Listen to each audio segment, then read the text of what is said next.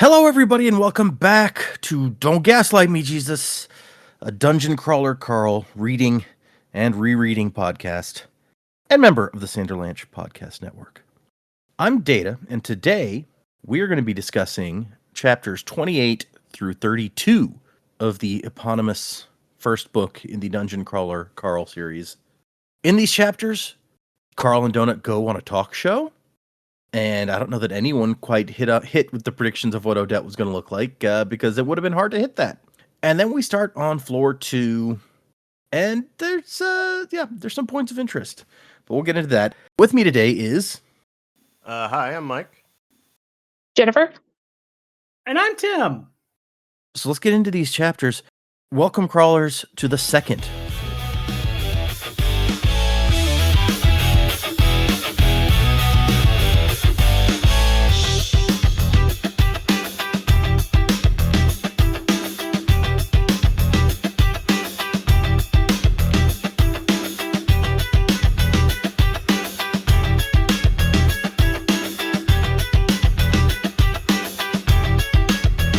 Sis, Jennifer is back this week, and we did 5 chapters.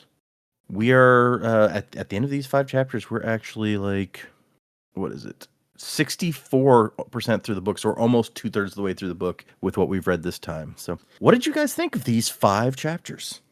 Let's see. I thought they were pretty good, actually. I'm kind of curious about Agatha now.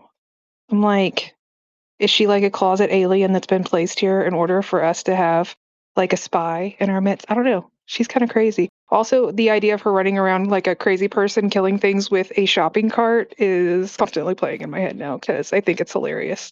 I don't know if she actually killed anything with a shopping cart, but just the picture of it is pretty great.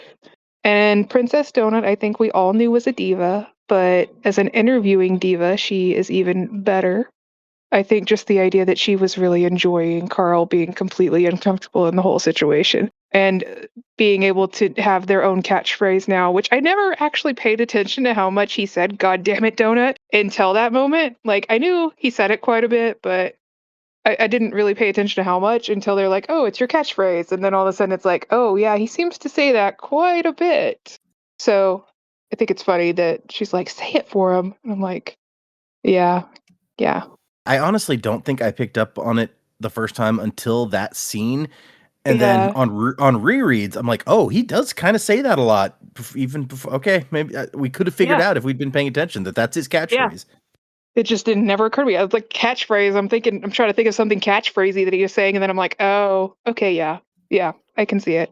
But that, and then like the whole crab suit thing with, I think the giant boobs. I'm like, okay, we got very descriptive on these desk boobs. They slosh around. They do. They do. And apparently, I'm curious if she can move the body off of the desk or if it's really stuck there. I'm not entirely certain still because I don't think she ever moved the boobs off the desk. But that was pretty epic too. Although kind of gross. I'm a little confused as to how it works when she like takes over the crab person body. How does she breathe in there? I'm sure there's scientific ways. I'm thinking entirely too hard about that. Yeah, but there's no science in this. yeah, I'm just like, how does this work? That's my brain because, I spend all day making things work. But my brain's like, wait, how in the world is she breathing in there? And no. But yeah, she was pretty great. I think she's maybe my next favorite character at the moment just because, she's this weird crab, I don't know, pod person thing. I kept imagining the thing from SpongeBob. Which one is the crab in SpongeBob? Mr. Krabs? Mr. Krabs? Is that, see, I don't watch SpongeBob, y'all, like at all, obviously. I don't watch SpongeBob. The boys watch SpongeBob all the time. I have like no SpongeBob knowledge, but I was just imagining. Look, don't fact check us, okay? Yeah, don't fact check me for sure when it comes to SpongeBob. But yeah, no, but otherwise, I think I'm really excited to see Agatha come back. So I think that was my biggest thing. But otherwise, I think like the last few chapters weren't as interesting to me as the first one. I think I got lost a little bit in all of the descriptions again because it felt like we kind of went back into like exposition a little bit with learning some new stuff. But curious to kind of see how we go with level 2.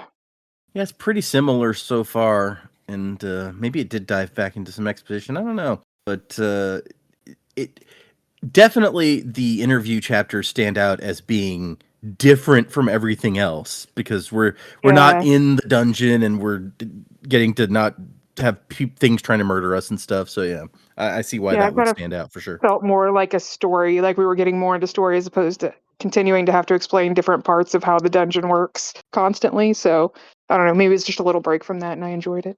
Reminded me of the Portal games a little bit, like when you start I love to Portal.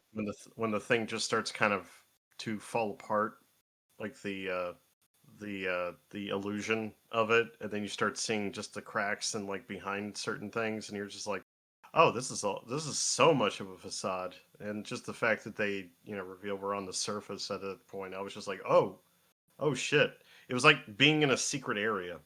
And there was something very kind of unnerving and uncomfortable about that because I got so used to these characters being in the dungeon. So yeah, that was like fun and jarring, like in a good way. I think it is kind of funny that they drugged Donut.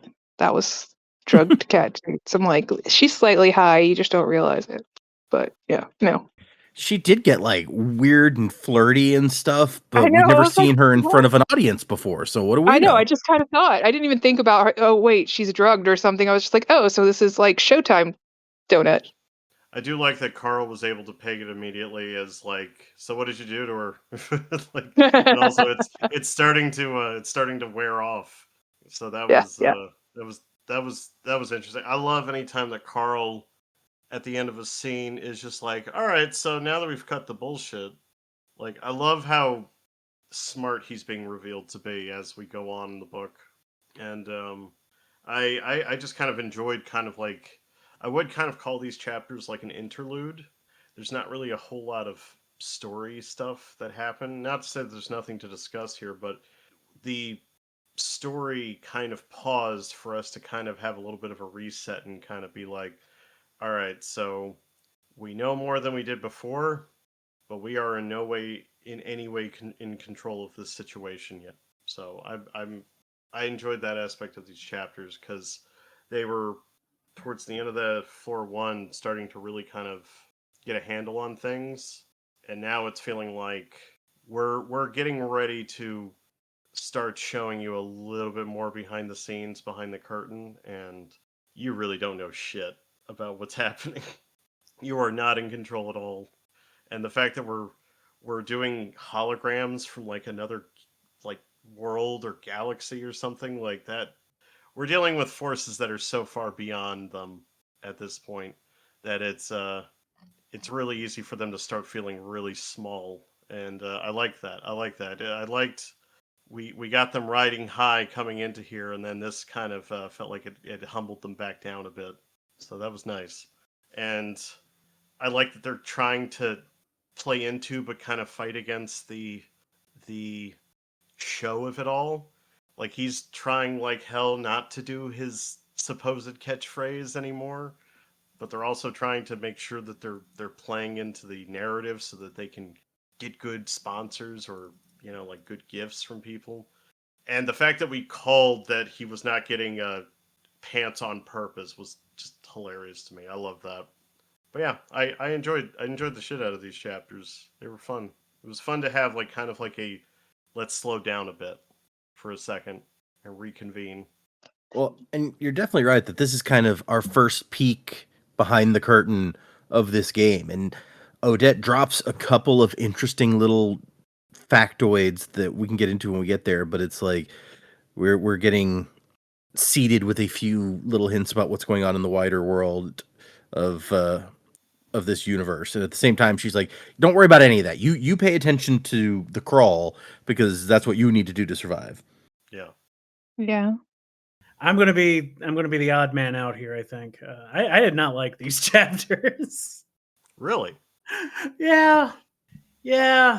I don't know. Part of it was like, all right, new floor. Let's go. We're gonna go do the. Oh man, it's just a bunch of the same shit again.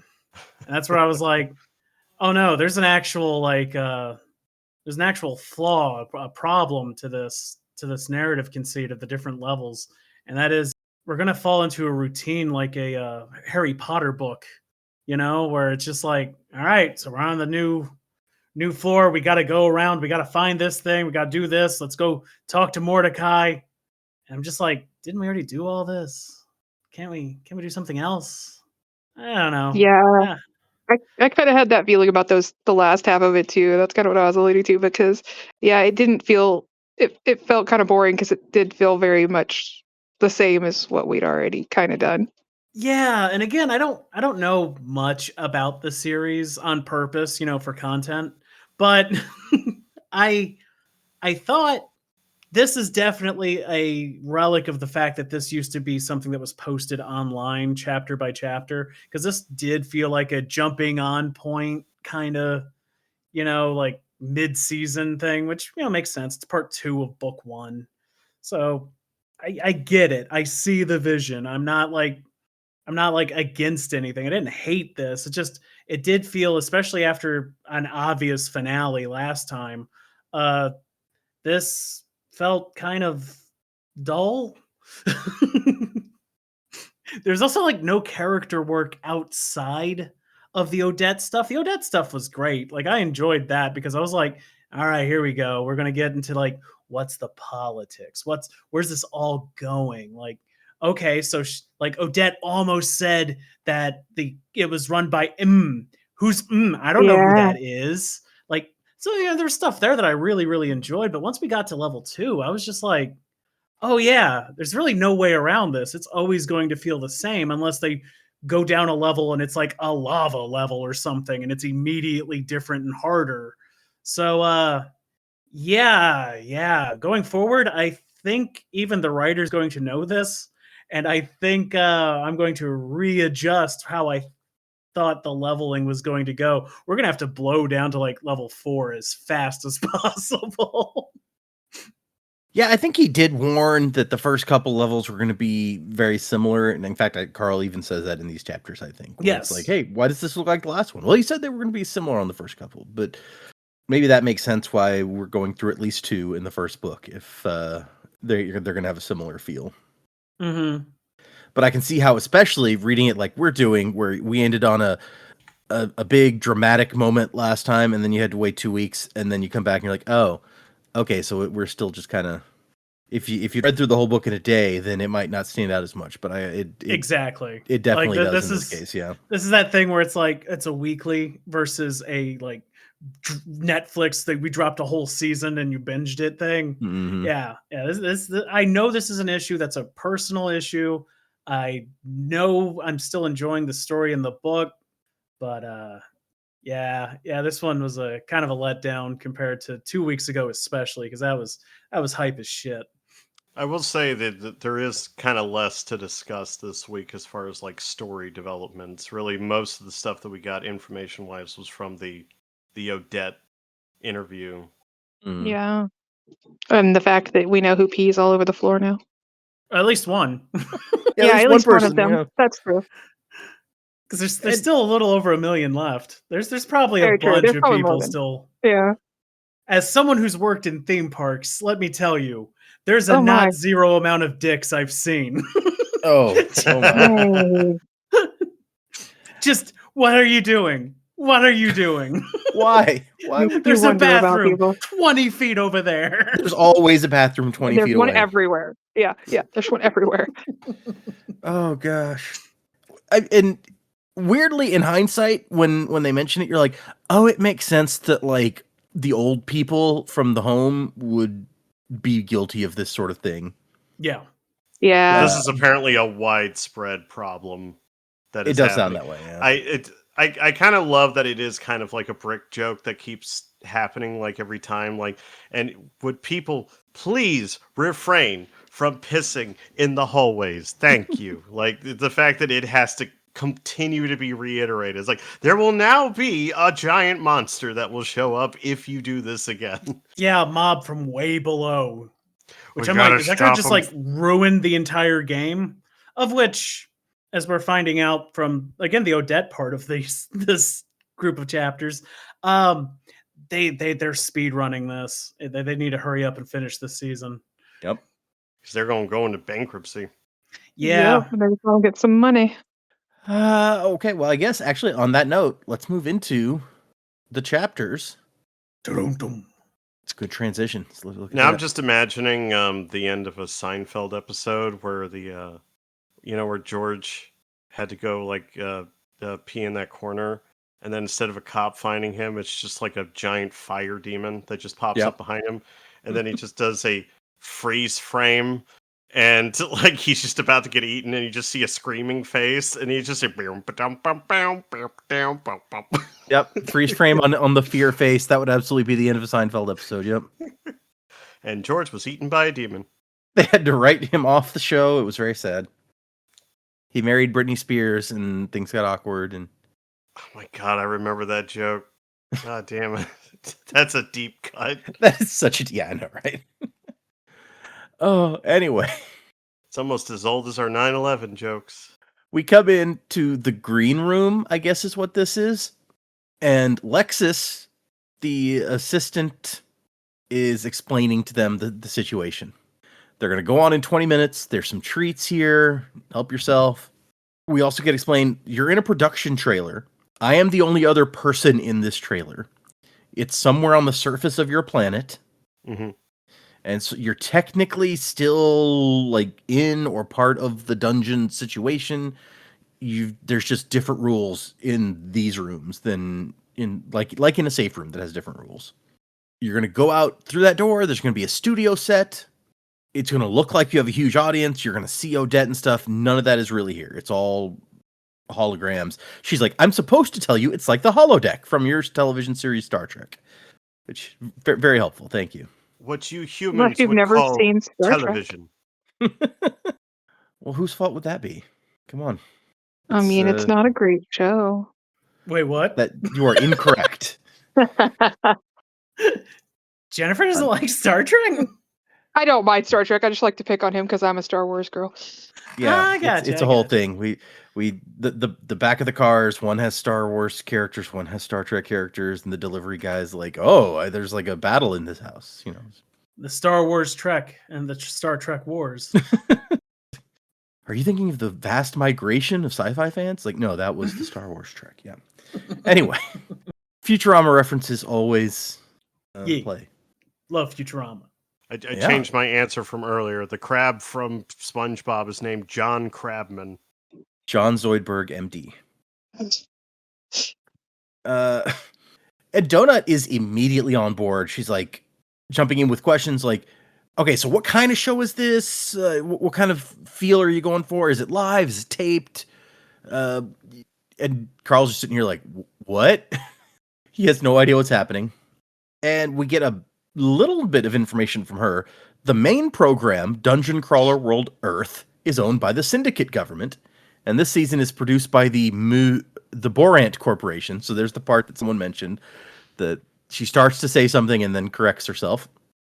But private companies can produce their own shows as long as they pay for the production, pay an advertising stipend.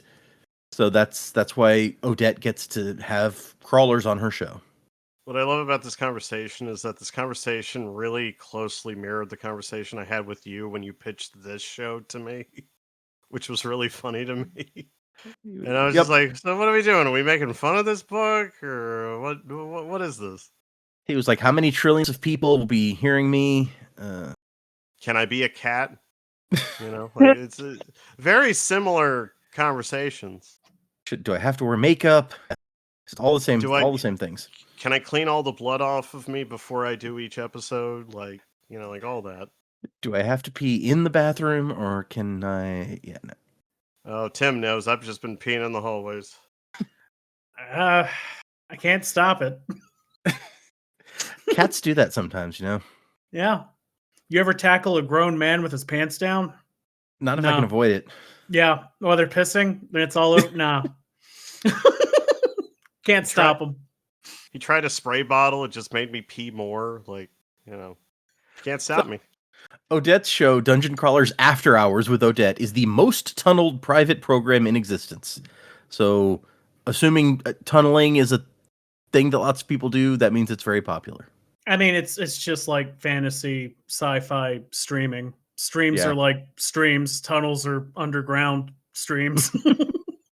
Like the moment I saw tunneling, I was like, that's cute. I like that. It's because the internet, it's a series of tubes. Yeah, exactly. No one gets that. I know, but I It's get not a it. big truck though, so No, it's not a big truck. You can't just dump things on it. uh, um, Everybody at home, all you kids, Google series of tubes. You'll regret it. Very important. Like, you'll regret it, but I told you to do it, so you can blame me. It's a core memory. It's a core memory. You can't not do it. It's got a Wikipedia page. I'm Does sure it really? does. Yeah, that's crazy. I just Googled. I'm like, AI is gonna give them some garbage, but no. The very first hit, if you Google "series of tubes," is a Wikipedia article about That's it. awesome. Well, you're welcome, everybody. We gave you a bit of history. It's good history Don't fact check us. because all of those people are still alive and in power. This is still how they think. Yep. They don't understand how any of this works. I was bet wondering, you- is this guy still alive? Was actually my question. As soon as you said there was a Wikipedia article, I'm like, I gotta go look. Ted Stevens, he's no longer in office. No, he not since 2009 apparently. but- Yeah. The only other wonderful meme that he gifted us before he left was he tried to introduce a dog fighting bill against it, obviously, but Oh, good. all No, anybody could make Everyone is fun of. required to dogfight. But the thing was is that everything that he yelled and screamed in his like little diatribe about it, there was nothing in it that was like super specific. So people were like, is he talking about dogfighting or is he talking about Pokemon trainers? So then people started photoshopping him into the Pokemon universe. Wow. Oh, he Yeah, died yeah. like right after he left too. Yeah, he was there for life. Oh, the man was ancient even when the meme happened, so I'm Oh, not yeah. surprised.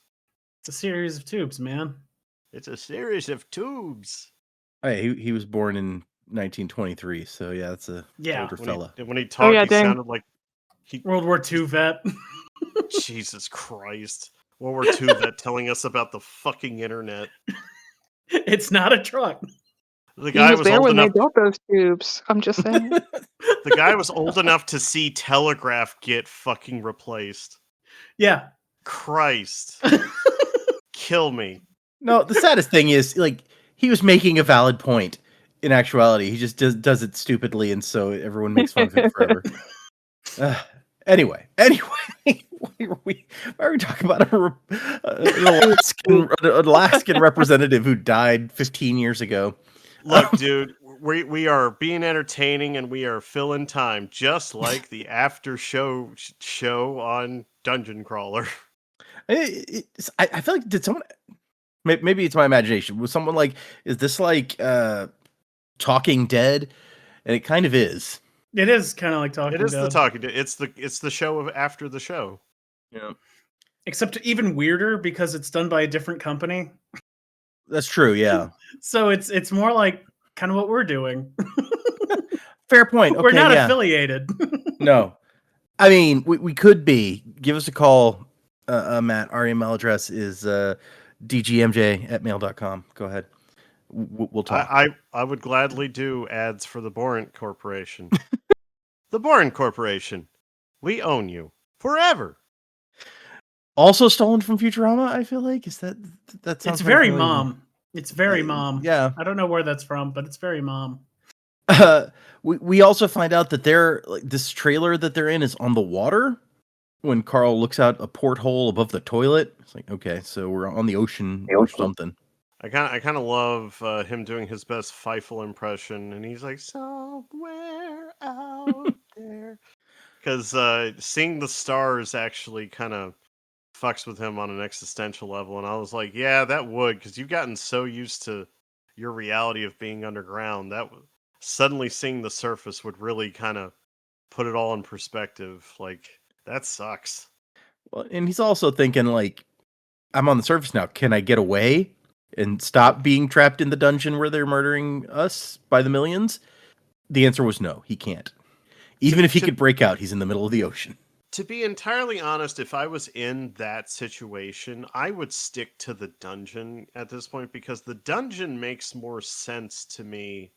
Because once you're outside of the confines of this little closed system that they've made, none of your stats, as far as you know, mean anything or would help you on the surface. Like, I would take my chances in the dungeon than returning to the surface where there's literally nothing left up there. Yeah, you've got food and bathrooms and everything provided for you in the dungeon. Who knows what's left up there?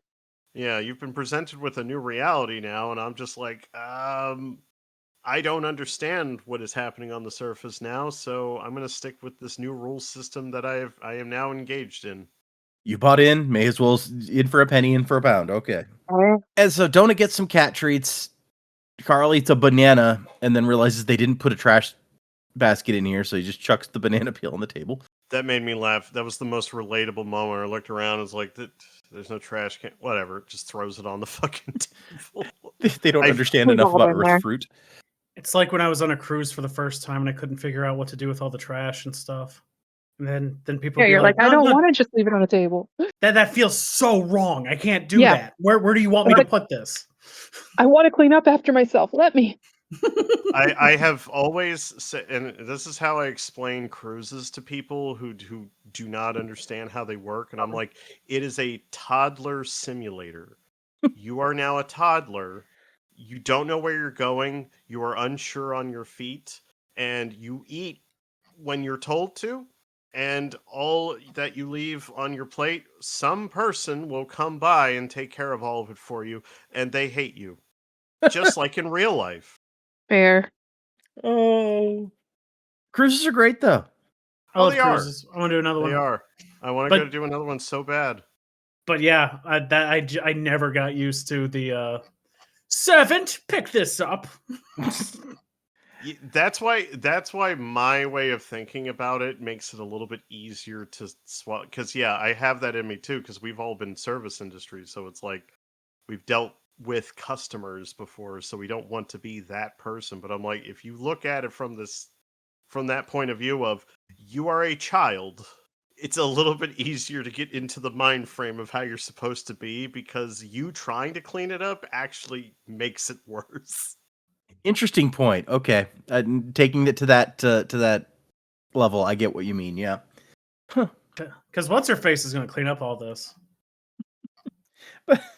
Well, that's the thing. If you pick up everything and then start taking the things back to the people, and they're just like, we don't know what you're doing, and there's nowhere for you to put that. It's actually better that you kept it where it was, you idiot. I'm sorry. We have a process. You're ruining the process. I know, and it's like, I'm sorry. I have empathy. I'm trying to be of help. And they're just like, no, there is no empathy here. Not on the high seas. Now you got me thinking about what cruise I want to take next. We've done some really fun Anyway, let's. Okay, Yoko. so you know what? You know Oh, what? the Joko cruise. Yeah, we need to talk about that. This ties back in to the episode. This will be my unofficial title for the episode. There is no empathy on the high seas. Fair. That should totally be the title. I'm all for it. We don't have episode titles. I know, we do. but I'm That's your good. Just fault. in our heads. That is your fault. You're the owner. Every episode, I will make an unofficial title. Fair. And then it may or may not be related to any achievements that get handed out that episode. Although we don't have any emails Exactly. today, so it's not a concern Exactly. today. They have a discussion where Donut's like, look, Carl, the world of punching and exploding and all that's your thing. This is my thing, okay? I've been doing this my entire life. Every cat show I've ever done, it was basically an interview. So let me do this. And he's like, but you never talked before. Also, having a judge stick his finger up your ass is not the same thing as being interviewed for television. I've never been to a cat show, so if they do Yeah, that... I got no idea. Yeah, that was one where I was like, okay, Carl, if that's what it's like. Yeah, if you I say so. would've- I'll trust I you. would have loved it if Donut was like, look, Carl, I don't know what kind of competitions that you've been going to, but mine, they don't do that. Well, she's like, no one has ever done that, by the way. And Carl was like, well, who was that guy that stuck his finger on my butt and called me pretty? And she's like, that wasn't a doctor, Carl. I kept telling you. I don't know why you paid that man. And so they go out onto set, and there is a big audience, like hooting and hollering and making all sorts of noises. And like Carl, despite knowing what was coming, freezes up as they walk out there. Like, what am I seeing? Partially because of Odette herself, who is an enormous thing with the bottom half of a giant crab, the head of like a praying mantis, and the torso of there's no like thing that you can associate it with, I guess. It's just completely black, ebony, it says, and just like giant boobs. As if someone bribed a third world plastic surgeon into enhancing them beyond anything that could ever be considered natural. Put me down as scared and horny. He does go into a lot of detail on that, and I'm not gonna, but Yeah, there's a lot of detail there. I was a little uncomfortable. I'm just kidding. I wasn't really, but there was some big boobs on that desk. That's all I gotta say.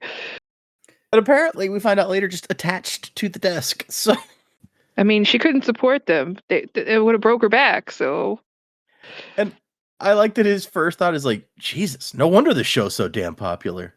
Like, as if this is something that he's like, I would tune in for this. All right. that was a very guy thought right there. I'm just saying.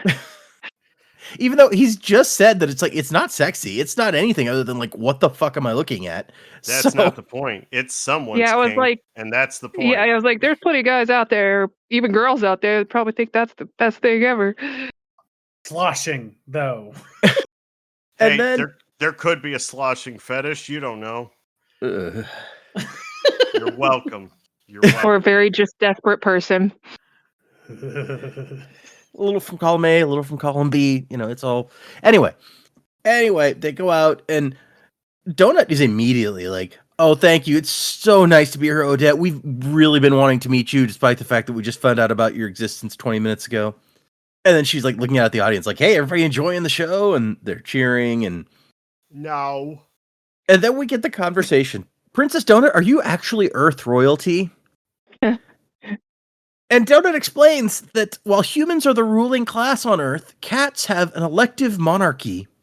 And Carl's like, elective monarchy? What the fuck is she on about? It's really just a beauty contest. I just like the term elective monarchy. Like, Yeah. It's can we like all elect Naboo. to be here? Yeah. And then they And- made me that chief. Odette's like, oh, and you've won this beauty contest? And she like just flips her tail and winks at the crowd. She's like, what do you think? And it's just so, it is so bizarre to Carl and to me, honestly, when you get to that point, you're like, wow, okay, she really does. She's got a handle on this. She knows this. Yeah. She comes to life on camera, apparently. And that's when Odette's like, hey, Carl, I promised everyone we'd get you to say it. And he's, say what? Like, You know, your catchphrase. And he's like, this is not real life. This can't be real life. I don't know what you're talking about. And like, how would he know what his catchphrase is? I was racking my brain too because I was just like, I what know. could it be? Because it had to have been something that he said a couple times. And then when he said it, I was like, God damn it, I did notice that. I didn't. I just had to be like, oh, Yeah. I'll take the book's word. I was like, maybe Well, it's something about his feet. I was like, I don't know. Or maybe That's I want what I pants. thought. I was like, what? Yeah, it would have been funny if he was like, your catchphrase. Oh man, it's in between my toes. Yeah, that would Oh, have they been don't funny. Yeah. have pants. Where are my pants? You're never getting pants again. No, he's not. Or This shoes is for that full of- matter. That's why they call you No Pants Carl. Let me see here. I'm on the Kindle version as we're recording, and so I searched to see how many times God damn it. this Donut phrase said. comes up before this moment. Okay, it is said 1, 2, 3, 4, 5, 6, 7 times before we get to this scene. That's So- not enough. I feel think like it's that's enough. a fairly That's large number enough. of times for the length of this book so far. And so yes, they show the whole montage of him saying it in all these different situations. Apparently, he says at least 15 times. He's apparently in the montage saying We it. have had some time jumps, so I could believe that too. Yeah. Yeah. And then I like that he does say it. He just sighs and he's like, "Oh, God damn it!" And everyone cheers. And then there's another joke about him being worst dressed in dungeon, and they put up a graphic with worst dressed floating over him because he has those knee pads and no pants. I was wondering if the whole show was going to be a Let's Drag Carl show. I mean, Yeah, I on really some thought that's level, where we got to going to like dog on him the entire time. the cat It's is like, dogging so on him. Donut, how did you meet this idiot? Yeah, yeah. But Donut, I don't know, she talks him up some. She's like, Carl handled it like the champion he is. And then when we wrap it up, she steals that line from Mordecai. She's like, everybody, you should watch us because we're not gonna just kill stuff. We're gonna kill them big. We're gonna kill them with style. Which, to my mind, sounds ludicrous, but the audience loves it. They're screaming for 30 seconds straight, apparently. And then he says it again at the end of the chapter as the show ends. Now it's gonna be super noticeable. Yeah, it totally is. He says it a few more times in the next few chapters, and every time I'm like, oh, yep, there it is. And every time he says it, like he starts to catch himself, and I'm just like, no, Carl, you gotta play into it. You Stop. gotta. Yeah, but that's like the You thing. gotta own Now it now. they are so aware of it that they're actually fucking up their personalities that people fell in love with.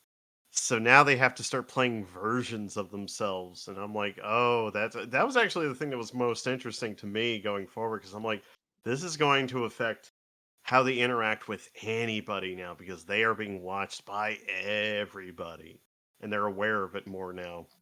Well, and that's like there's a name for that, and I don't remember what it's called, but you see it on, like, I think comedy shows especially, where people get this one trait and the trait becomes popular and then it becomes more and more exaggerated until Flanderization. Flanderization. I was thinking, was it the Homer Simpson effect? No, I knew it was based on The Simpsons, because it's like Homer is the example where it's just like he started out kind of dumb, and by like season 10 he can't remember his own name. Yeah. Flanders was the person that they based it all around because he was just a good man. That's all he was, as a foil to Homer. And then he just became like uber religious because that was his only trait. And that was true for like over a decade.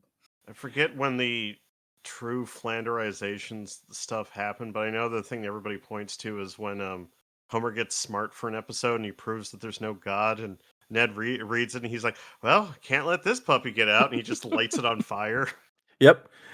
He's like, he reads it, he's like, oh no, well, maybe there's a mistake, and he reads it again, it's like, nope, airtight. Yep. Oh well, can't let this get out. Yep. And early Flanders is different. It's like in the season 1 episode, he's like inviting Homer to his basement to have some beer, and That's that is not something that you would see inviting him to later. his basement, and I'm like, oh. Yeah, he's just the perfect man. Like, he's the counterpoint to Homer. Like, he has a family that loves him, and his kids are well behaved, and he has like a nicer house and everything. Like, he's just meant to be the neighbor that Homer envies, but then they just made him like just a parody.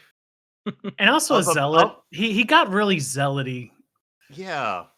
Because I all can it s- was I- early yeah. on is that he was just a slightly more devout Christian too. Like, even in church, he one-ups him, you know. But then they were like, "What if that's his whole thing?" And then it just got real big from there. He has one thing, so when he shows up, he has to continue to reference the one thing. Yeah. Mhm. And that's what these guys need to start doing. They need to become caricatures of themselves. Oh, that'll be fun. That's just what they have to do if they want, like, that there's a huge financial and successful benefit to doing this. You do this or you die. Yeah, that is a real benefit. Yeah. There. Yeah. Yeah. More to live.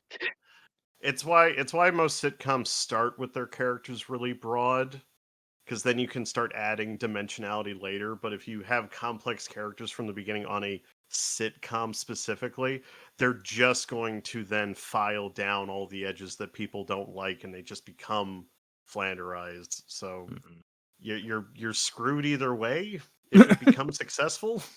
Yeah, I was thinking all the sitcoms. I was thinking of News Radio, where that absolutely does happen also. So it's just anyway. Odette mentions she had Lucia, however you say it, Mar on right before them. It's like, that girl has no sense of how to work a crowd. One of her dogs mauled my producer. It was a nightmare. So apparently that she calls her a psychopath. So Can't wait. yeah, right. I so Let's want meet her. her to be the Vegeta to Carl. I want him to have a Vegeta now. You can't say Vegeta without me thinking of DBZ Abridged and Nappa, but Oh, I thought you were gonna be like, I am the hype. Vegeta. No, okay, anyway, We'll be here all day if we start referencing that. So. Yeah, it's true. We're just gonna move right past it. Odette takes off her what turns out to be a helmet. She's not a weird praying mantis monster. She is a human. It says looks about Ish, yeah. 60 years old, and also the whole ebony torso. Nah, she pulls out of that, and it's just stuck to the desk. She looks more or less like a normal human, except for the fact that the bottom half of her body is still a giant crab. And Carl's like, what the hell? Is the body fake too? And she says, everything you see is fake. This is show business. Which is fair. But tis. And she rips herself off of the crab body, which then collapses. And she doesn't have legs. She has like a device on the bottom of her that lets her float in midair. And she lets us know, like, people think it's the same crab every time, but it's not. We have a whole bunch of the things on the ranch, and we have to kill a new one every time, which that seems horrifying. Yeah, that's messed up. Maybe they donate the meat. You know they don't. Well, I mean, you think as advanced of a technology as they have, they could build a replica in some way. Like a puppet. She doesn't why move. do we need to kill it? Yeah. Her tits are on the desk. She doesn't move. Look, the cruelty's the point. I mean, that's True. pretty clear at this point. True. Fair. I was also expecting her to not have any arms either, and she was just a torso with a head. He's like, "How did that happen?" She's like, "This is what happens when you win." What? Well, yeah, because she used to be a crawler. She got out on the 12th floor. Yeah, she was making a deal on her way down to the 13th. And she's like, "Oh, I wanted to talk to you about Mordecai, actually. I'm glad you brought him up." She was his, like, what he is to them, their, like, instructor or trainer or whatever you want to call it. She was that to him when he was a contestant, a crawler. His master, Oroku Saki. I mean, but she's like, I want you guys to give him a message for me. Tell him when he's done, because this is supposed to be his last season, to come and find me. And they're like, okay, we can do that. And she goes, okay, now I'm going to give you some advice. Don't say this. Don't talk about this out loud. The mud skippers won't like it, which that's what was almost said earlier when she changes to the Borat Corporation. Right. I didn't think of that. Yeah, I know. I was thinking it was something completely different. It didn't even occur to me that that's what she was going to say. Yeah, Also, I thought there was some kind of politics. There was like another that we weren't supposed to talk. Yeah, mud skippers. Okay. Also, isn't there a spell called mud skipper? Is there? Hold on. Puddle jumper. skipper. Puddle jumper, puddle skipper, something like that. Yeah. Okay. Yeah, it's the shit from Stargate. There are mud skippers. According to Wikipedia, are any of 25 extant species of amphibious fish. So that's probably the source in this case. Yeah. Plus, they're aliens that look like fish, and they probably walk on land. So you call them mud skippers because fuck you. But yeah, she says, mud skippers. They tried to get it listed as hate speech by the Syndicate a couple years ago, but almost no one called them that until they made a big deal out of it. The Kuatin, the Borant, whatever you want to call them. The mud skipper people, like, now that we know that it's just fish people, like, is that another Hitchhiker's Guide reference? Like, because remember at the beginning all the dolphins left? They're like, thanks for all the fish. Yeah. It just feels like another joke or play on that. There's a lot of the tone often feels Hitchhiker's Guide-ish to me, so I wouldn't surprise me.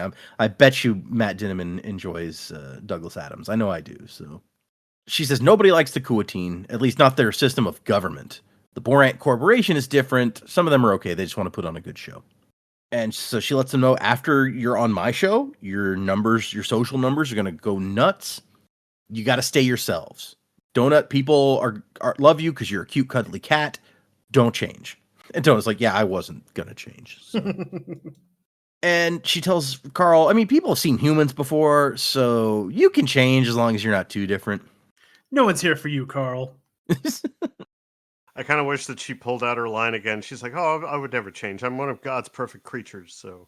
It would have been awesome, yeah. Also, if you want pants, you should stop bitching about not having pants.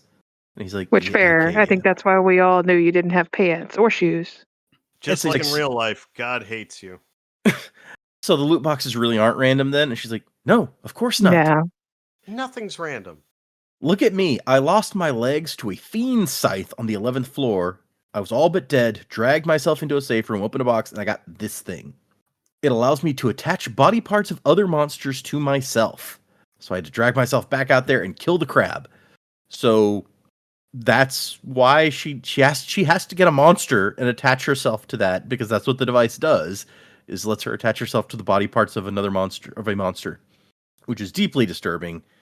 And he's like, "Oh, you mean your legs don't grow back?" Donut asks. And she's like, "No, not if they're completely cut off." So, Good to know. but the whole point was, I had all these sponsors dying in a safe room. Not good TV. They didn't care if I lived or died, but they gave me this thing that made me get back out there, so that if I died, it would be interesting. If you staying alive means more profits, your loot will be convenient. But if the AI thinks screwing you over will make the show more interesting, it'll fuck you right in the ass at the worst possible moment. Don't forget it. You know, I'm glad that my earlier thoughts about how this is just YouTube influencers meets Hunger Games, and that's just Totally. essentially what this is. Like, I love that just keeps getting further confirmed. But the other thing that keeps popping in my head is also that line from Austin Powers, where it's like, "There is no world anymore, only corporations." I haven't seen any of the Austin Powers movies in forever. Same. I kind of want to though.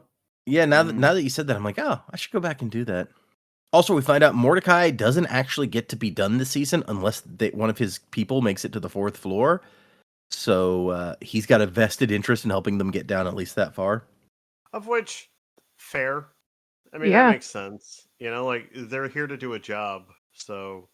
It's a good way to comply, because otherwise they'd be like, "Look, I got mine. Crabs in a bucket." True, but at the same time, they lost. By the time they get down to the 2nd floor, they've lost what they started with almost 13 million, and they have less than 2. Mm-hmm. Most of the people doing this job are fucked, regardless of how good a job they did. So that kind of sucks. And I just wonder what happens to them after. Like, when you're released, your original world doesn't exist anymore. Where the fuck do you go? Well, apparently Odette became a TV star, so who knows? She's apparently Mordecai really just- old. I mean, she'd Mordecai have just to be, becomes yeah. like a David Letterman type. So if we don't make it, he's stuck till next season? No, he's stuck till the next Borant sponsored season, which would be at least 7 or 8 seasons after this. If at all. It's like, it kind of reminds me of like when the places are negotiating for who's going to host the next Olympics. Yeah. Everybody wants it, but when you do it, it also means that you destroy the place where you put it, just like the Olympics. This sounds very similar. When you put it that way. I mean, it's true. She says, "I don't even know if Borant will be around that long. All indentureship contracts get frozen during a bankruptcy seizure action." He's like, "Wait, what? No, don't worry about it. Fine. Just concentrate on it." And don't worry about it. That terrifying thing I just said. Oh, that exposition? Oh, you're not going to have to worry about that exposition for a while. Don't even worry about it. And then comes the point where Donut's being a little weird. And Carl's like, "Yeah, whatever you guys gave her, it's wearing off." And she said, "No, it was just, it bumped her wisdom and confidence stats up by a 1.5. It's not much of a change, but it helps a little bit on camera."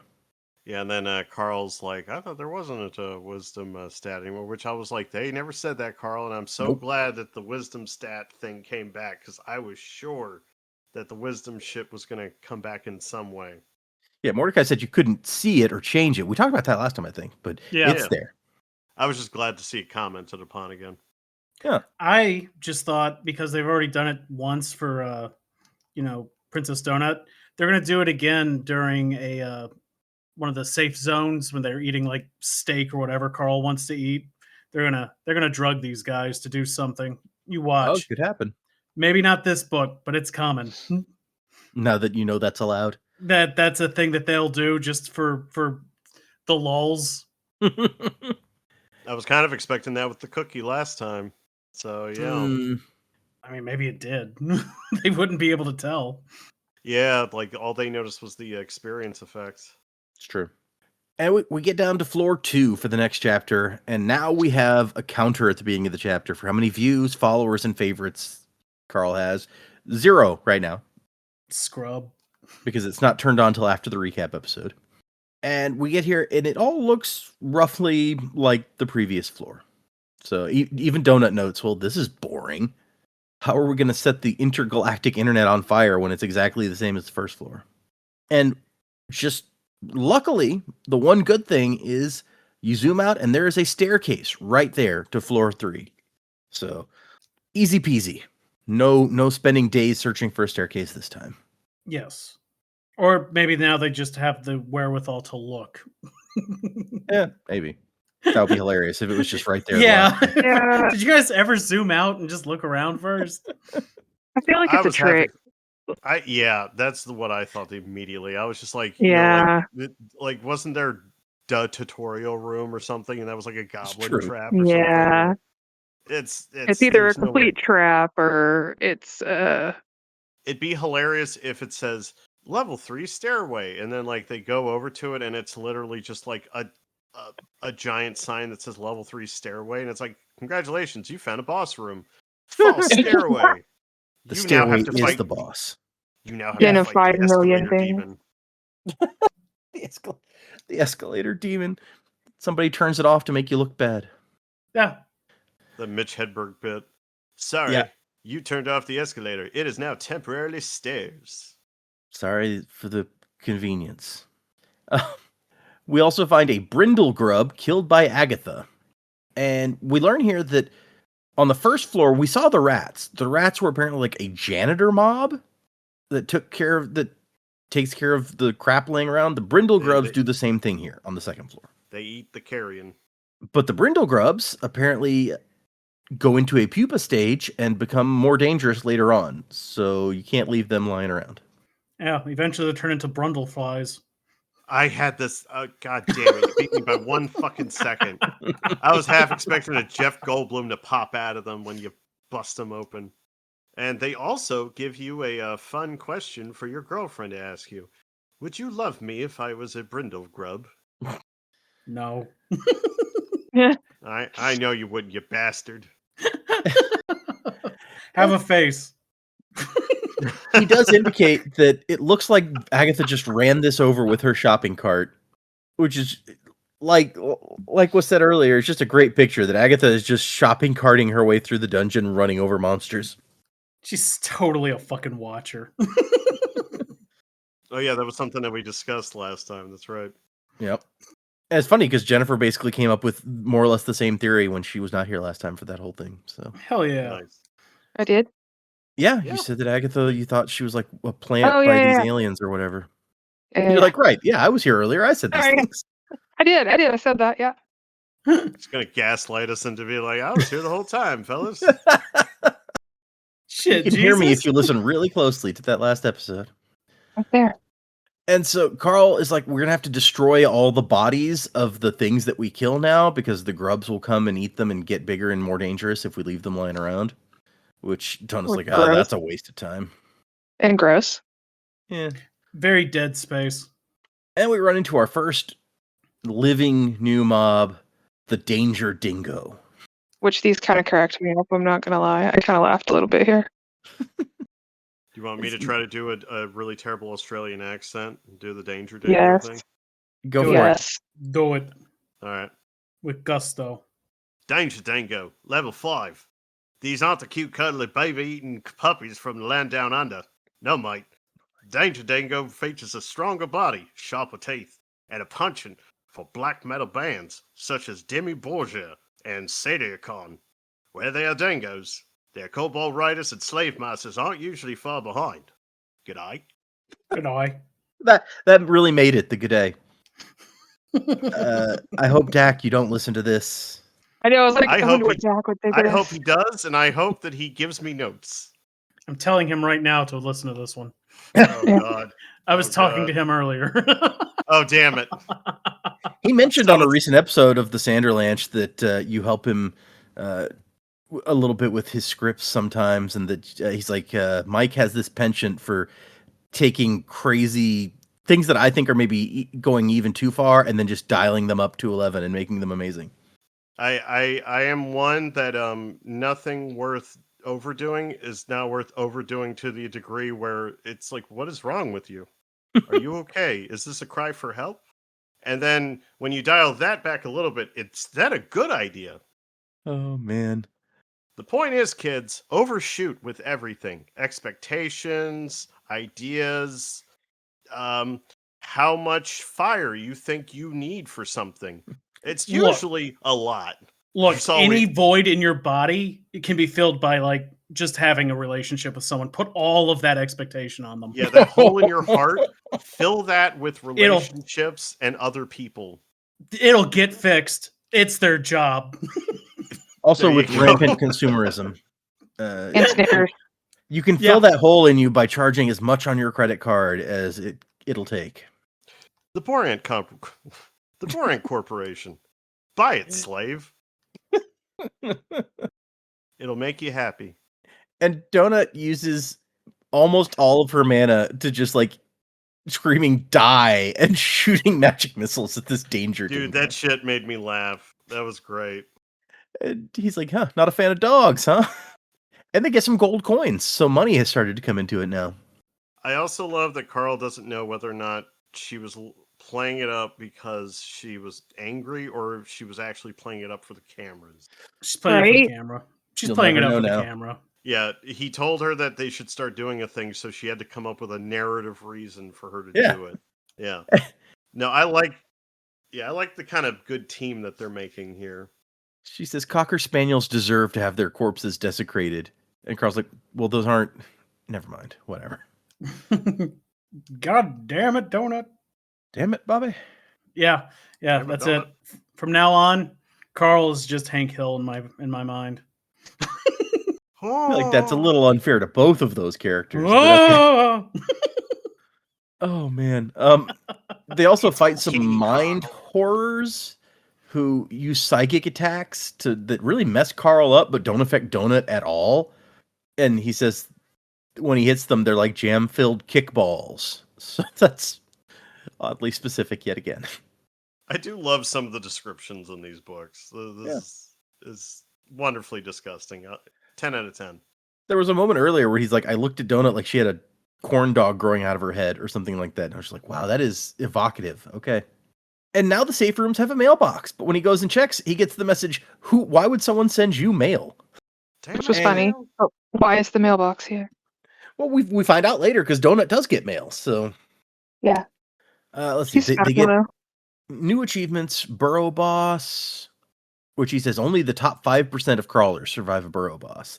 Next tier, though, is the top 2.25%. So good luck with that. He gets an achievement because he stole Agatha's shopping cart during that fight. What's next, tough guy? Kicking puppies? Then the This Little Piggy Went to Market achievement, where the AI is once again using his sexy voice. Oh yeah, baby. You've killed more than 5 opponents during the boss battles using your bare feet. You're making Daddy very, very happy. Reward? You receive a platinum shoebox. I like the AI suddenly has like a bit of a southern accent there. You're welcome. And he's like, what the fuck, dude? Yes, it's deeply disturbing, but what are you gonna do? He got a platinum box out of it, so he gets a couple of interesting things. He gets the Guinator 3000, which is a shaping tool, but you can only use it at a workbench, and he doesn't got one of those. So Here for a second, I thought he got a joke weapon that was like a dildo on a stick or something. I mean, that does sound like, what was the one called in Yeah. Saints Row 3? Oh, Timmy would know that. Is it the penetrator? Ah, it was the Penetrator. Ah. That's right. Yep. That's a good name for something like that. Yep. That's crazy how fast that just popped in my head. You know, I knew you'd know what it was called instantly, so that's why I asked you. Good game. Good game. Love those games. Yep. Sorry. Now I'm thinking about trying to replay some Saints Row. Anyway, he also gets a cheat code potion, which will increase one of his skills by 3. A recently used combat or magic skill. So not just it's not going to be something that he would never use. This is something he has used.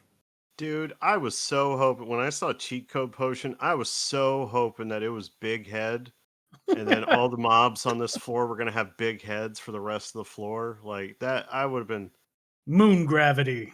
dude. Like kids at home. No, there's no kids listening to this. But everybody Let's at hope not. home that didn't play like N64, like PS2, like back in the day, there were cheat codes called Big Head and, like Tim said, Moon Gravity, where it's like, hey, this is going to make the game kind of unplayable, but hey, it's going to be fun though.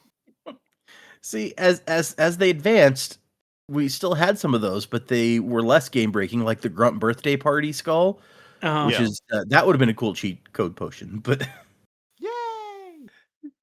and so he's like, "Hey, I'm getting really strong. My bare fists now do as much damage as like that lightning maul that the giant hammer Brandon has." But he also knows that he's just keeping track with some other people. Like Lucia Mar is decked out in all magical gear. The lady with the crossbow is crazy strong, and we found out later she's hooked up with some other women to do in her party. So, and then he gets from his shoebox the enchanted pedicure kit of the Sylph, which is a whole kit just to take care of his feet. Gotta take care of those tootsies. Why? Because you know why. And not, I mean, and it's not the thing is, it's such a good prize that he can't not use it, and that's the whole point. Uh-huh. Because if he uses it once every 30 hours, he gets 30 hours of like several buffs, plus 15% damage to his feet, plus 3 smush, plus unbreakable buff. His feet can no longer be broken. And if he trips a trap that's set off by your feet, he will now get a warning about it. Look, So it's like, we've all been playing an RPG and we got a piece of gear that really did not fit our kit, but the stats were just too fucking good to pass it up. yeah. So yes, I will wear these pink hot pants because they give me a stat boost that really helps me out in this section. Yeah. I mean, you know, you're playing, Jennifer's playing Tears of the Kingdom right now, and it's like, Hell yeah. Cartoon head. oh, the giant cartoon head. I wasn't thinking about that. That is exactly like the big head cheat, is the cartoon Link head that came from the amiibos. But no, I was thinking about the stupid helmet, but it gives you cold resistance, and that's Oh yeah, that's bad too. You're like, that's hideous, but I have to wear it because I need 3 cold resistance armor pieces right now. Or when you wear the Desert Princess outfit, you're just like, Yeah, that's a good one. yeah, I look good and I don't sweat. So there you go. And I like he thinks I'll have to have Donut like help me figure out how to use these later because Donut has done so many pedicures, you know. Oh yeah. He's a smart guy, this Carl. Meanwhile, Donut gets Dungeon Book of the Floor Club, where she gets a spell book every floor. And the one that she gets this time, she initially hates. It's called Second Chance, where after she kills a monster, it can be raised from the dead to fight for her. And Carl's like, that's badass. Yeah. She goes, no, it's badass. gross. And he has to talk her into it. Like, but think about it. You could kill one of those dogs and then raise it back to life and then make it kill its friend dogs for you. This is the best spell ever. Oh yeah. It's again like way back in the first episode of this where I was like, it's kind of like solo leveling. Again, I was like, oh look, solo leveling. Because he also got necromancer powers. And then we all started wondering, wait, is he the villain? Is he the final boss? Is the main character the final boss?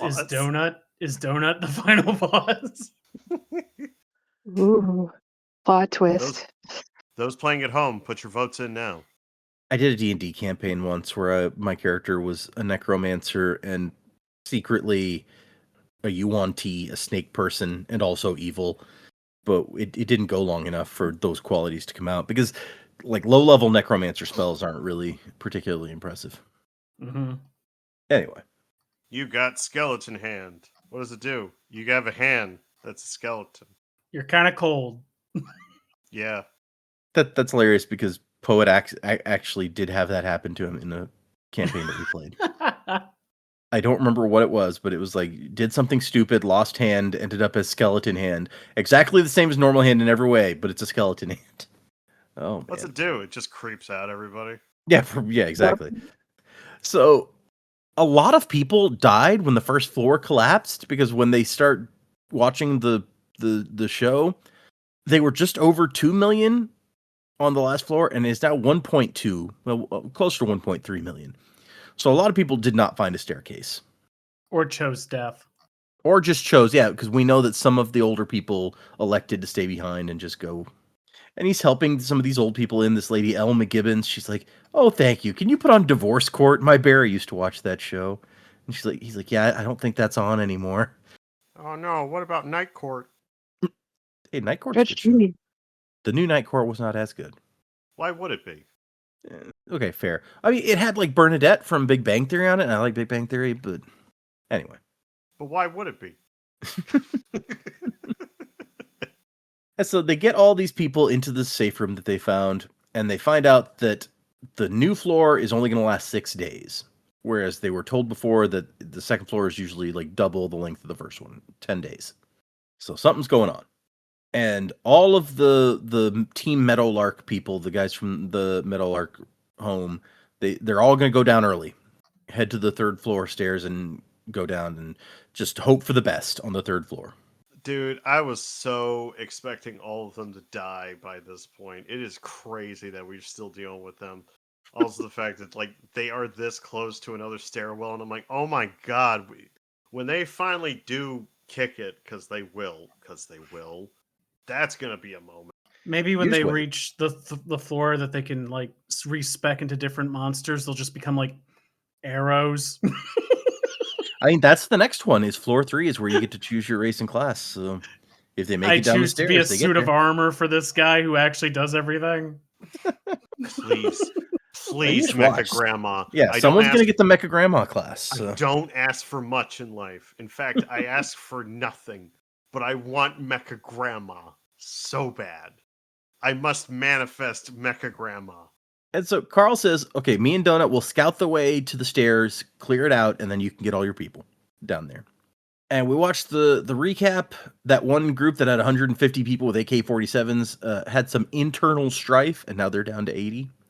Lucia Mar is still ripping stuff apart. The Valkyrie lady has 3 more women that's joined up, and they killed a Yeti. And then our team is on here for 15 whole seconds of screen time. It shows them fighting the ball of swine. I love that the last shot is Imani as she picks up the giant strap-on dildo thing and just drops it with a look of disgust. That's a great moment to end on. I knew that theirs was going to be the joke one. It had to be. But then they start to realize Agatha was cut out of all of that. Like, All they the edited footage. her out of the scenes where she should have been. What does that mean? It means that she said a racial slur and, you know, and she got not canceled, so they had to real. go in with CG and poor Agatha. She said yeah, mud. she's a watcher. She's Yeah, a okay. watcher. Yeah, she said She's mud skipper. guided She paid, like- humanity. Billions of dollars to be a fake participant in this game. Oh, that would be funny, actually. Yeah, it's you get to join the Running Man, but you're like secretly safe, and it costs a ridiculous amount of money. Yeah. Okay. It's like going to space with Yeah, you get to be a tourist, Katy Perry. a crawler tourist. Do you want to go to space with Katy Perry? I don't want to. No, I'm not dumb. I like the ground. I wouldn't go anywhere with Katy Perry. Well, that too. Yeah, I don't generally want to spend any time with Katy Perry.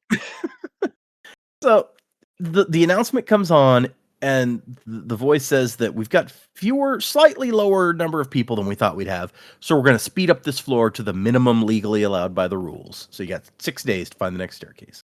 We're running out of money.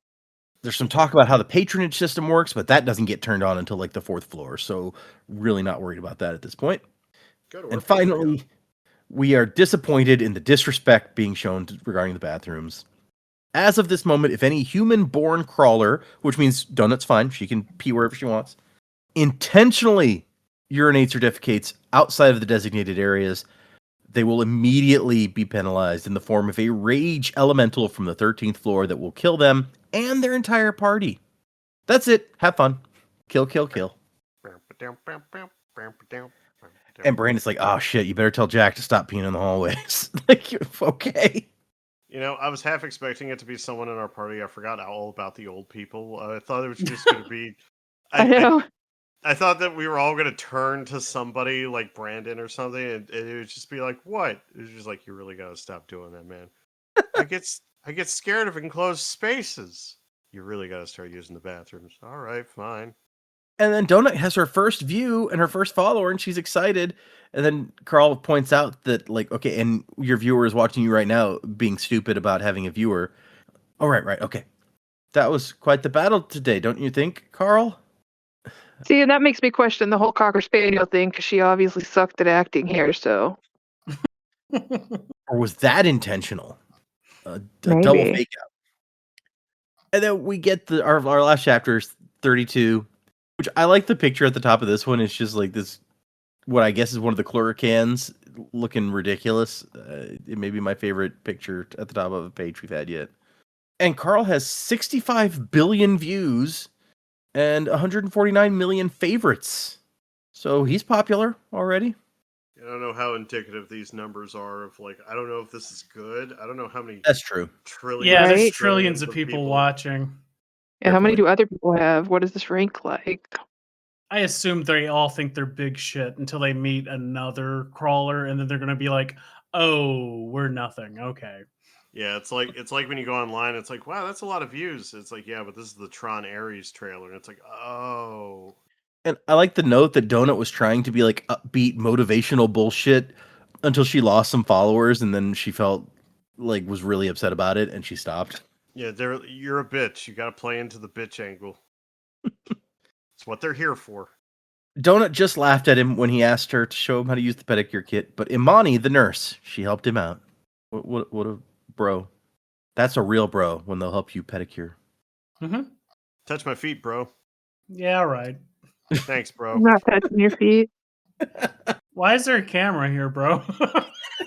Don't worry about it, bro. Hey, if you can't make a little money at the same time, as long as you get your cut, you know? This is for the Patreon, bro. We gotta get some OnlyFans going or something. Come on. Only feet, bro. Yeah, there we go. And so they come across the first new bad guys of the day, and they're little troll-like humanoids with oversized heads. There you go. There's the big head cheat. It worked. And the description there, unvaccinated Chloricon rev-up consultants. If you hear banjo music, run. Which, it's funny to me. I wrote a fantasy story one time that actually involved Chloricans because they're just like the grumpy, mean cousins of leprechauns, and I thought that was a fun idea. So when I first read this, I was like, oh, hey, it was like that Leonardo DiCaprio pointing meme. That is not where I thought you were going. I thought when you were like, I wrote a fantasy story one time, and I did have a lot of hicks with banjos in it. No, the Chlorican in my story was like a bartender, but he's like grumpy and short, and it was funny. Anyway, they're also fairy class mobs, which, as we recall, get a 20% damage bonus against Carl, so that's not great. And it's not like he can go they can go fight somewhere else because they're coming through here specifically to clear the way to the stairwell. If you catch me, you get to make a wish. Oh yeah? You're gonna wish you never met me. And the description really leans into it's like they're unvaccinated, don't let them sneeze on you. He's like, there's only so many ways the AI can warn me that they're toxic in some way, so we need to try to not get close up combat with these guys. I have what is called ultra gonorrhea and double herpes. Oh, enthusiastic. Means I got it in both eyes. Where'd you go? Are you still in here? Nobody move. It's they take out the guys with the magic missiles, so they don't have to get close. And the donut raises one of them from the dead, and it becomes the undead minion of Crawler Princess Donut. So that's useful, I guess. We're only level 1. Yeah, I wonder if it's always level 1 or if it's just because they started out level 3. I thought we were going to have almost like a Three Stooges kind of like a zombie scene here where you were going to just have the zombie thralls bumping into the regular ones. And it was just going to literally be like, huh? And it was just going to just be a comedy of errors where they're just like, you want to fight me? All right, I'll fight you. And they just start just like punching each other in the face. No, these zombies, it's as Donut orders one to destroy the body of the others, and it does, and it's yanks out intestines like a magician pulling streamers from a hat. Then the zombie groans with an almost sexual pleasure as it keeps going and going. And Carl's was just like, really yeah, that's getting real into it. gross. He died doing what he loved, being dead. And each of them have some toilet-grade moonshine. And he's like, oh, this is probably like the llamas. They sell this stuff to the other mobs.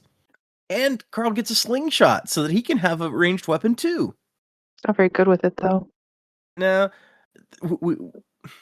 it doesn't do a lot of damage. We do get the one thing about how he actually had a slingshot as a kid and got pretty good with it until his dad and his friends got drunk and took it and broke it. I thought we were going to get some sort of reveal, like he was going to be like Hawkeye with it or something. Like he was going to have some crazy over-the-top good ability with it. And he'd be like, I mean, I used it as a kid, but like I was actually expecting something weird and dramatic to happen when he got that slingshot. But instead it was just like, he's going to work on it. It's fine. And then they also find a pamphlet. Rev up, make money, be your own boss. And this was just weird. Yeah. I love the notes. Like, there's a picture of a pyramid, and written over the pyramid is, it's not a pyramid. Yeah, yeah. Oh, Okay. I love the it's not a pyramid scheme. That was great. And safe! Exclamation point asterisk. Yeah. It's not a pyramid. selling it's this well. an upside-down pyramid. It collapses under its own weight. And Donut's like, hey, Carl, maybe we should look into this. It says, as business owners, we can seize our own destinies. And he's like, it's just, they're just making fun of pyramid schemes. It's like when B wanted to start selling those leggings. The leggings are a pyramid scheme. They totally are, and I own a shit ton of them, or I did at one point, so I can't say much to it. Apparently, B had a whole closet full of boxes of those things, and then Donut got in and peed on them. Love it. Yeah. And unfortunately, one of these little guys gets past Donut, and Carl has to kill him, and he gets some stuff on him from punching the guy, and he gets infected with the taint, which means that you cannot heal using any method while you are infected with this. We got an honest to shit status effect that yeah, I was waiting for these to start happening. Fortunately, it doesn't last like a super long time, and the guy's dead, so he couldn't like get hurt after getting it, so it was okay. And we find out the toilet grade moonshine is a 180 proof, and if you drink it, there's a whole series of effects. Like you get the shit face debuff, 50% chance to render you blind for 30 hours, 5% chance to just kill you, and a 45% chance to permanently raise a random stat by 2 points. So there's a temptation to, hey, maybe take a couple swigs of this and get some stat boosts. That doesn't feel worth it with those. Yeah, with those effects and those possibilities, with those like chances to hit. That is now worth 2 points to any stat. Like that's nothing. That ain't nothing. Especially since you only have 6 days on this floor. If you go blind for an entire one of those days, it's not great. No. And if you're by yourself, you're fucked. Yeah. How- Try to get to a safe room. These jugs of moonshine are very valuable on the lower floors, so keep them and sell them is what we decide. Good idea. That is until Carl comes up with a different plan and creates a brand new item in the dungeon, Carl's Juggo Boom, where he just takes one of the jugs of moonshine, shoves a torch in the top, and chucks it like a Molotov. Jugaboom is also the name of those detachable tits from the interview. It could be, yeah. And they test it out, and it just burns up a whole room of those guys really effectively, although then they can't loot them because everything is burned. So it's kind of a double-edged sword there. Double-edged sword that's on fire. A flaming double-edged sword. Nice, yeah. You should get one of those. It does extra damage to my face. But eventually they come across a new room that looks like it's just outside of the boss chamber. Some aluminum bathtubs where they're mixing up the presumably the moonshine. And there are some new fairies here. These are winged, which Donut's charm makes winged fairies like her. Laminac Rev Up Consultant Elite. These work directly under Krakarin herself. Release the Krakarin. You know, when you absolutely positively have to see the manager right now. And Carl, we end the section and the chapter with Carl saying he's got a plan.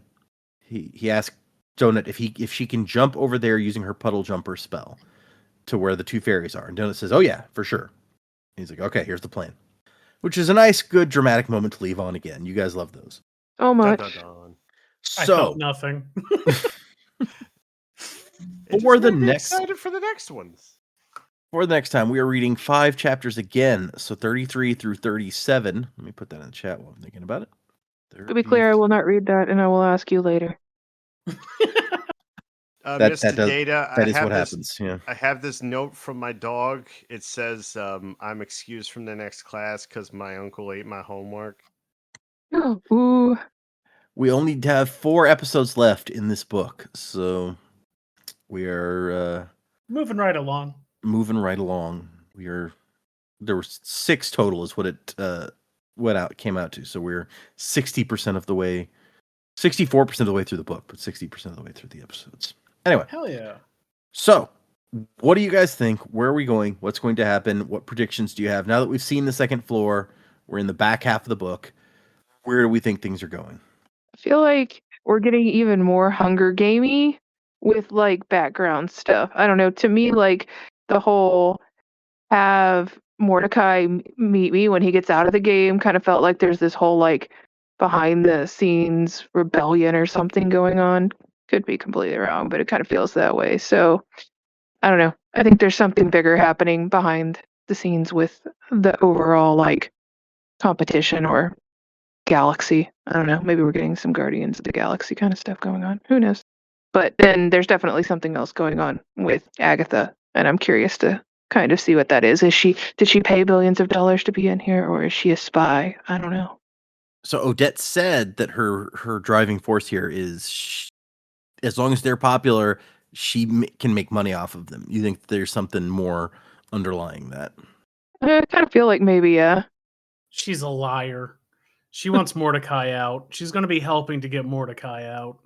Yeah. There's something bigger going on there for sure. That's all I thought. When she was like, it's for money. I'm like, no, it's not. You Yeah. liar. That's an easy excuse you can always use to cover it up. It's about the money. Exactly. But she wants Mordecai out. She's actually sweet on the guy.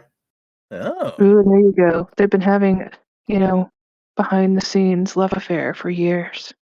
She was his mentor. In more way than one. That's right. She showed him how to crawl the dungeon and also play the game. I wonder if when she was mentoring him, she had the giant crab body and the giant like she She had She to had have. to have. She Yeah. had to have. That happened when she was playing. And you know what? She barely fit in that little room. right. Yep, That's what I was yep. thinking. Is like that would be hard to get in there. Now I'm like picturing the crab from Moana, just like this Yeah. giant crab with tiny Mordecai. I'll take the mantis head off. No, leave it Leave it on. on. Okay, Mike, what do you got for predictions? I really wish that the mic would pick up Tim laughing. He cackles so much, and yet he just maxes out the mic every time. Oh, let's see. This was a very kind of slower one because we kind of hit the halfway point of the book. The book was like, we're going to do a little bit of a reset because we just had like a big to do and boss. We had 2 boss fights in a row basically happen. Mhm. So the book was like, we want to slow down. Obviously, the book is not meant to be read in the way that we're reading it. So it was like a major slowdown. Actually, sir, I think this is closest to how it was originally intended, where it was released one chapter at a time on the internet. Sir, You're right. I no longer want to talk to your manager. I want to talk to the president of your corporation. Bring me Jeff Bezos.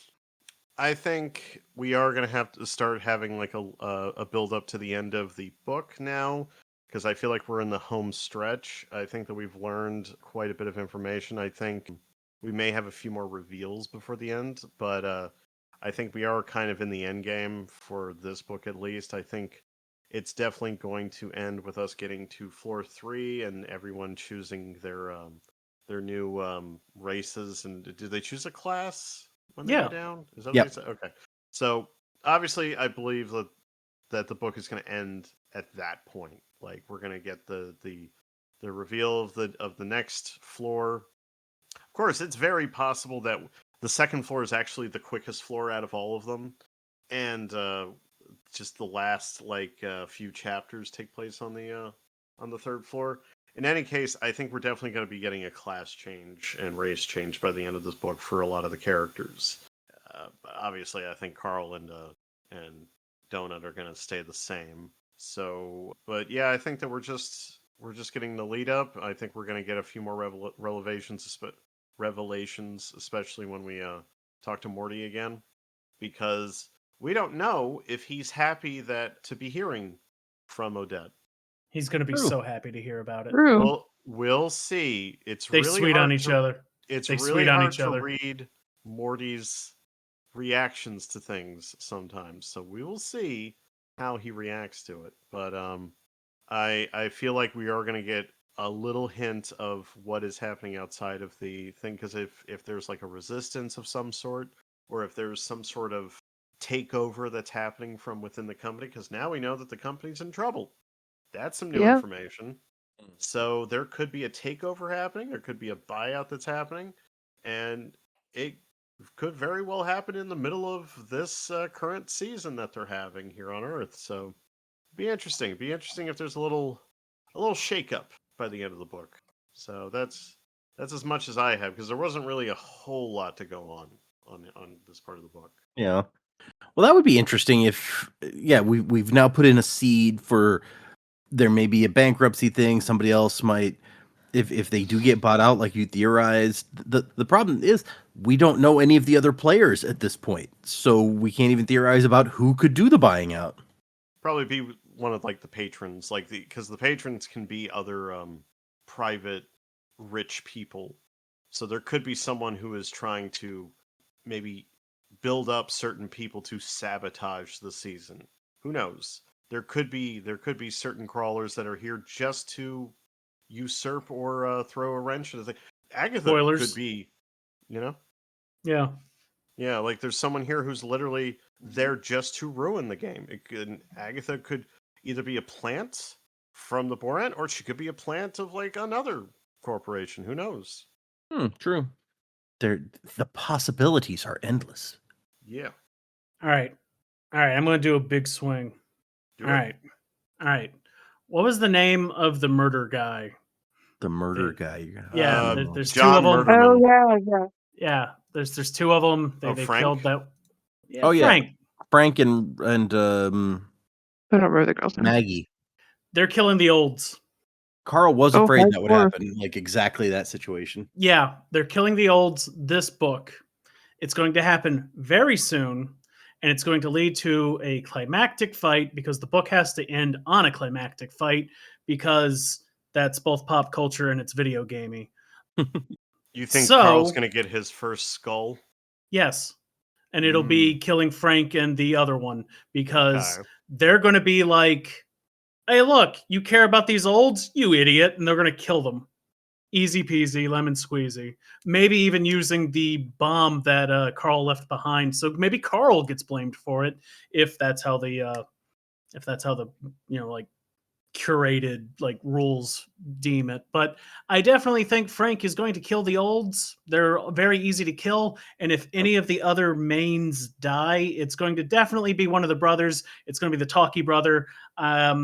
I wish I knew their names. They're not characters Brandon and enough. Chris are the brothers. Talkie dies, Muty lives. Brandon is the talky one. So yeah, those are my big swings. I think Frank's killing the olds.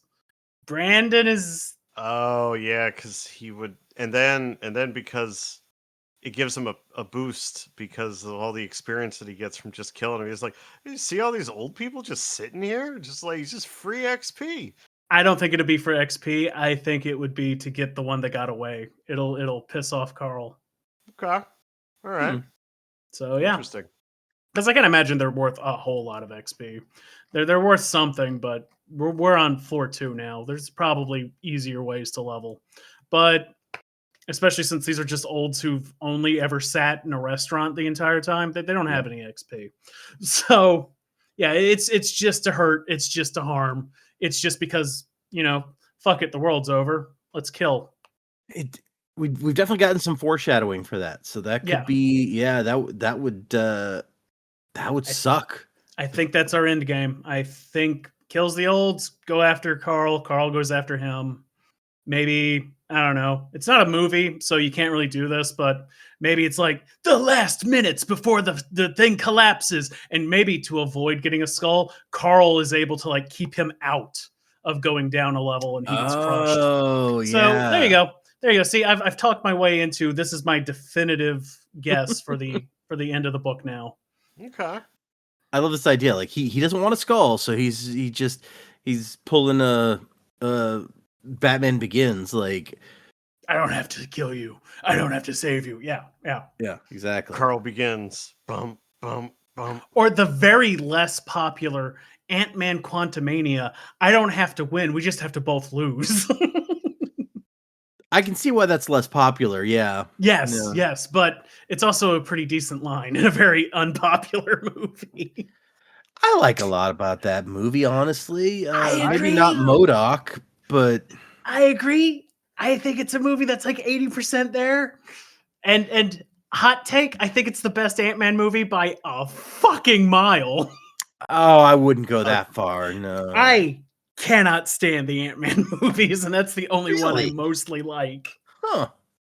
Who knows? We may talk about it on another show. Maybe. Who knows? Don't like the Ant-Man movies. I don't like any of them. I still have never seen all of 2 all the way through because I keep falling asleep. He literally falls asleep halfway through. I have seen it. I have seen it. Close-up magic isn't keeping you there for it? Wow. No.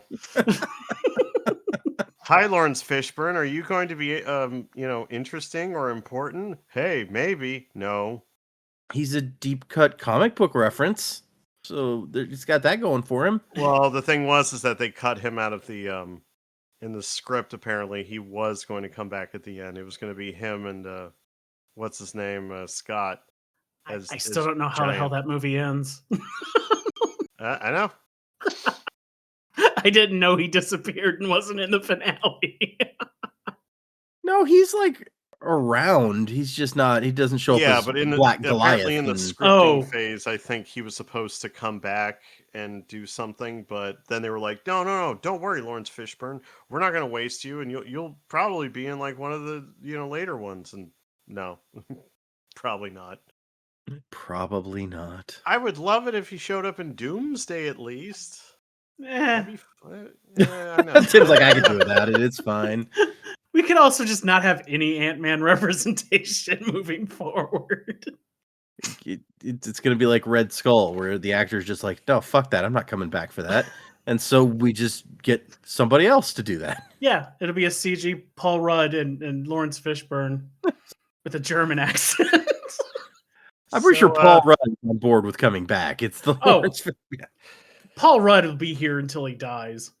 Dude, he seems to be having a ball. He does seem to be having a ball. That's the most important thing.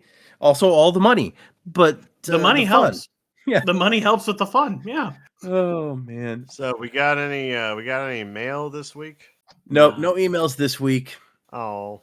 If you guys want to send us some emails to discuss, you can. Our email address is dgmj@mail.com. If you want to leave us a 5-star review on whatever platform you I almost said endure podcasts. You consume podcasts on. Yeah. If you tolerate podcasts, you're gonna be kind of okay with us. If you want to leave us a 5-star review, you can send us a picture of the 5-star review at that email address, and then Mike will give you an achievement, a specially designed achievement that he thinks up off the top of his head, and then I will, assuming the last time works out well, and I will continue to create a cool sound clip to award this achievement. On that topic, you can also find us on Facebook. And now our Instagram is working. I posted the first Instagram image today before this recording because Mike reminded me. He was like, hey, what's the Instagram? for the thing, and I was like, all right, that's not working yet. Let me go look at that. And I got it. I say I got it going. Instagram was like, no, you never had an account under this email address. Do you want one? I was like, yes, let's start over from the beginning. And it worked. So I don't know what was happening before, but it's going now. So check that out if you want to see random memes or whatever other crap I can come up with to put on there. And had you given a 5-star review for this one, you would have gotten the achievement called the Gooinator. You just got gooed. You're covered in happy goo. Not bad, weird, gross goo, but more like the goo that you would have found in the Ghostbusters 2 movie. You feel good about being covered in this goo. You got gooed. Wow. I'm sure everyone regrets missing out on that. Yeah. I know I do. The unsolicited dick pic. It's in a box. So thanks everybody for enduring that. I think that was the right word this time. Yes. Enduring the podcast. Thank you for enduring us. We appreciate you guys for listening. Remember, we're doing 5 additional chapters for next time. So if you are reading along, that is chapters 33 through 37 for the next time. So read those. And I don't have any Mordecai advice of the week. What was the title of this episode that you decided? Because Mordecai didn't say anything this week. High seas. Something. Oh yeah. There is no empathy on the high seas. There you go. Wash your ass. Mike's advice for the week. Don't pee in the hall. There is no empathy on the high seas. And don't pee in the hall. Just as a general rule of thumb, that's usually good. Unless you whether want a or rage not demon to show up and, kill you for peeing, you gross bastard. Whether or not there's a rage elemental involved, just don't do it. Just stay inside, endure a podcast, and get gooed. Until next time, good luck out there, crawlers. Be safe.